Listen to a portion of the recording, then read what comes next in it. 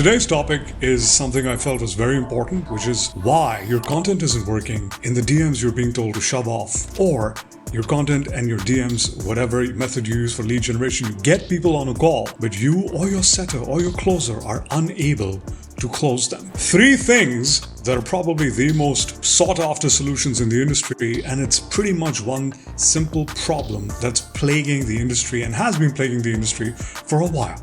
So, story time. I've been doing audits the last couple of weeks, and I've gotten on calls with people. I've seen their content.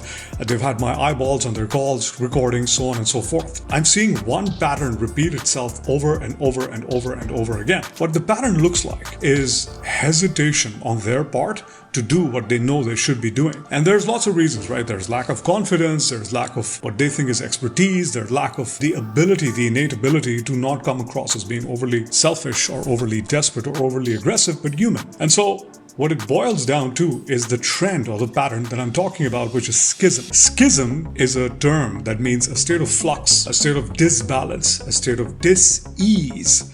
And so a lot of people suffering from schism are also people suffering from disease. And it doesn't matter if you're a one-man or a one-woman business, or if you're a 10-people business. Schism spreads across the layers. This is how it works. You are doing one thing and you are experiencing something which is pretty much the exact opposite. So to give you an example, if you're, let's say you're a mindset coach, right? You're going out there, you're putting out a message of, be positive and do hard, this, that, and the other.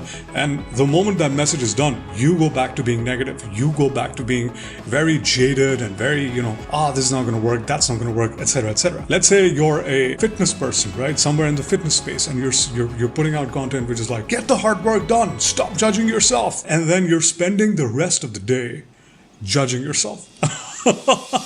That's a state of schism, which in the medical industry leads to schizophrenia, which is 2 extreme opposites trying to coexist at the same time. Now, how does this translate to marketing, sales, conversions? Pretty simple. If you're on a sales call and you're speaking to a prospect and the prospect starts throwing objections at you, let me speak to the wife, let me check my money, let me do this, let me do that. I mean, I work with coaches pretty much in all niches, right? We get all sorts of objections. And the way schizophrenia shows up, or schism shows up, is the person is not confident enough to call the prospect out. Now, you need to know how to call the prospect out. You don't just tell a person, cut the crap, you should work, but there's a way to call somebody out. And there's a way to get them to trust you, to have you walk them across the bridge that they need to. The other way it shows up in terms of content not converting or DMs, people being, told to get lost, is 2 ways. 2 ways. Either being overly aggressive or overly assertive or trying to be super smart, super sly, super slick, or being overly subservient. I don't want to upset them. I don't want to, should I say this? Double-mindedness, right? And then with content, it's probably the most powerful way that it's expressed is that the state within which the content is created is the state that the content carries. Now, I know this sounds super woo-woo to you guys, and you guys know I'm not a woo-woo guy, I'm a numbers guy. Mark my words, the numbers do translate and do correlate very well with the energy that you're operating from. That's why 2 people can do the exact same thing and experience extremely different polarizing results. It's because of their inner state. It's got nothing to do with the strategy, because the strategy is the same. It's got nothing to do with the tactics or the numbers, because they're both doing exactly the same thing. And people think this is imposter syndrome. It is imposter syndrome, but it's brought on by themselves. The way to fix it is to be congruent, is to be the same person across the board, is to believe and say and feel and experience the same things all the time. Versus pretending to be somebody on a call, pretending to be somebody within content, pretending to be somebody in DMs, and not being who you are. Now, how do you do that? And why do you pretend? Inherently, people pretend because they feel a lack of something. They're trying to overcompensate, trying to make up for something, right? They're trying to overcompensate, so they're trying to be either overly nice, overly likable, people-pleasing, or overly aggressive. I don't care about you, blah, blah, blah, blah. Both defense mechanisms for overcompensating. Same thing in content. You will see overly aggressive content or overly, everything's fine, it's all right, don't blah, blah, blah. Subservient content.